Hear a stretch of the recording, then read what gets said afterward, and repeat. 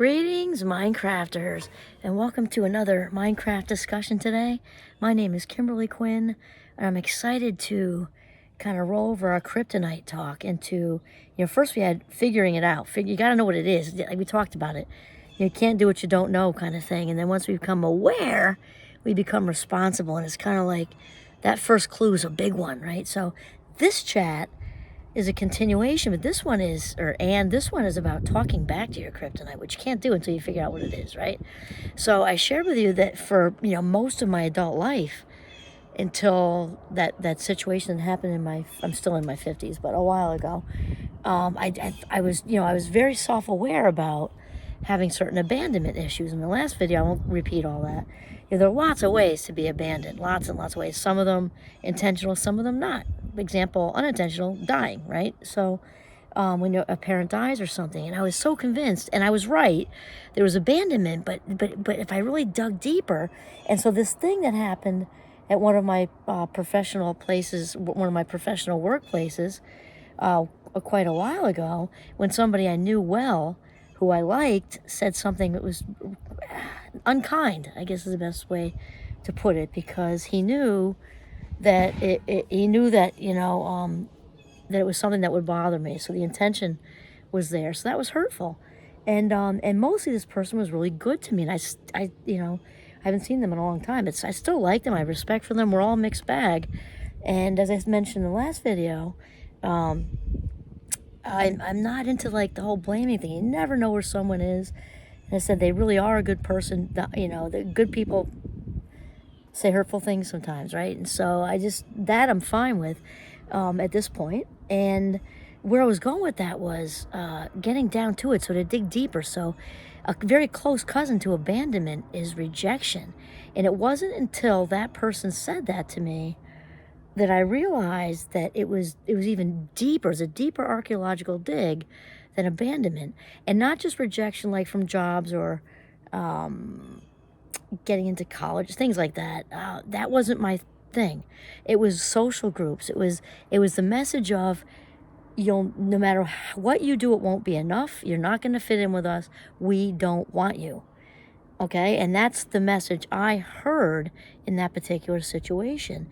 And again, I feel very, very good in my skin. I was saying that last episode. And here's the thing: we're also talking about healing being a process, and how the universe continues. God, source, for me it's God, keeps kind of sending us quizzes until we're all done. And how I got into a place, this is where I'm getting to the next one here. I get to a little recap just so people who didn't watch know. It's important to really kind of revisit that so that you know what you're dealing with there. So so rejection, I realized, wow, it was that message that took me back to the manic ride to the Bronx, and also other messages from my childhood, because I got a lot of, I was doing the backstroke and shame, as you know, with a very addicted household with a large dose of narcissism. And I got that message basically my whole growing up. We don't want you. You don't fit in with us. In my own family, we don't want you. You don't fit in with us. And once again, I'm saying that just to skeleton without the meat. It doesn't have any power over me anymore. It's just so hopefully the story I lived will help other people. That's really it. Okay, so now part 2 here is, once we are aware of the kryptonite, it's important to talk back to it. It's really important to talk back to your kryptonite. So kryptonite is just kind of like a sexy superhero word to describe shame. It's actually the source of your shame. So for me, it was, that manic, but not just that ride, because I got that a lot through my whole childhood.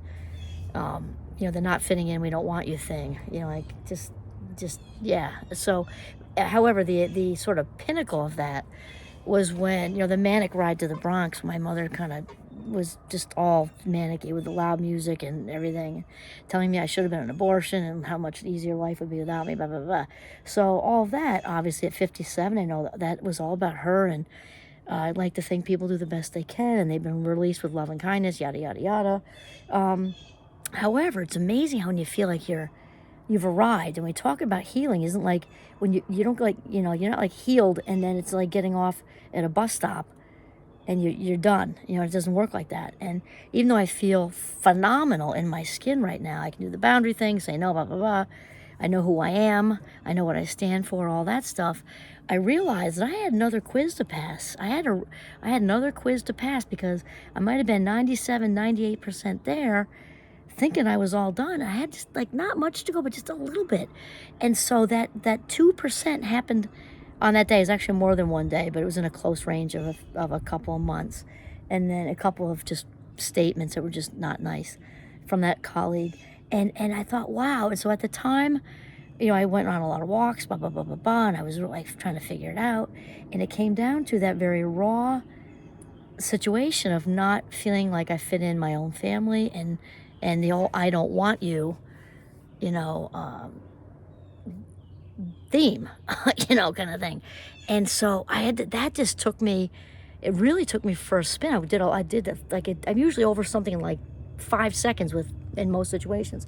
That took me a good couple of weeks of walks in the deep woods with little Giovanni, to really dig deeply and figure, why did that have me in tears when I went home, crying the whole way home in the Jeep? Like, why? I would have gotten over, people get in bad moods, they have stuff in their lives. I don't take things personally. As much as I cannot do that, I don't. It's a lifestyle I lead. It just made no sense. And then that's what spit out. So we have to talk back to it, because that feeling of being flawed and defective is shame. The feeling of being flawed and defective is shame. The feeling of not fitting in, shameful, because that goes right back to, we don't want you. Why? Because something's wrong with you, right? So it's all the same thing. It's all shame. And shame has hiding places, which I might do tomorrow. Might be feeling that tomorrow. But the whole thing is to talk back to it, because that, no matter how you cut it up in your own context of that, is that you're not feeling enough. Flawed and defective means you don't feel enough. You're not as good as everybody else.